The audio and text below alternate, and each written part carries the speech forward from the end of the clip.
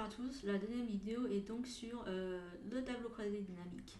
Première chose qu'on va faire, c'est qu'on va se concentrer sur les cellules qui nous intéressent. Donc ici, vous voyez, là, j'ai corrigé le nom de la colonne. Du coup, c'est price au lieu de total price. Donc ce qui m'intéresse, c'est donc du coup ces deux colonnes-là. Donc je vais choisir toutes les cellules qui m'intéressent et je vais renommer la plage par turnover. Ok, donc ici j'ai un nouveau tableau qui s'appelle Turnover qui contient du coup le price et l'employé ID. Ensuite, je vais aller dans une cellule quelconque. Je fais insertion, tableau croisé dynamique. Du coup, le tableau, la plage, va être Turnover, c'est ce qu'on vient de créer. Et au niveau de l'emplacement, on peut le laisser comme ça. Hein, c'est la cellule où se situait mon souris. Je fais OK. Donc ici, vous voyez, il y a des champs qui apparaissent, il y a des colonnes, valeurs, etc., etc.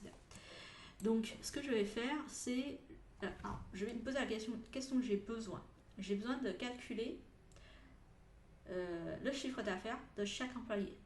C'est-à-dire que je vais faire la somme des prices selon le numéro d'employé. D'accord, la somme des prices selon le numéro d'employé. C'est-à-dire quand vous voyez, là, ici, il y a filtre, colonne, ligne, la somme des valeurs. Ok, là, je viens de dire la somme des prices. Donc, la somme des valeurs, c'est price, il va rentrer ici. D'accord? Et selon quoi? Selon le numéro d'employé. Par exemple, je vais mettre dans les colonnes. Et ici, vous voyez, du coup, chaque colonne représente un employé.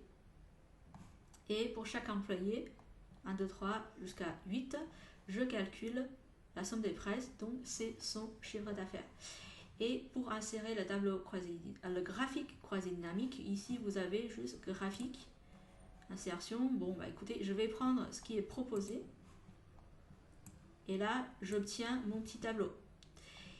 Alors, après, je me pose la question, quelle est la différence entre série, catégorie, enfin, axe légende, quelle est la différence? Alors, ce que vous pouvez faire, c'est très simple. Vous prenez l'employé ID et vous la traînez dans l'axe. D'accord? Donc, en fait, lorsqu'on fait un graphique comme ça, on est en train de dire il y a une seule série de chiffres. Et chaque colonne, enfin du coup chaque ligne, est une catégorie. Et lorsqu'on fait comme ça, on aura 8 séries de chiffres.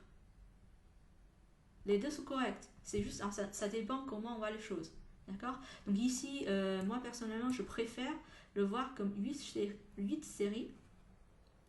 Et ça donne des couleurs différentes. Donc vous voyez bien que c'est 8 personnes différentes.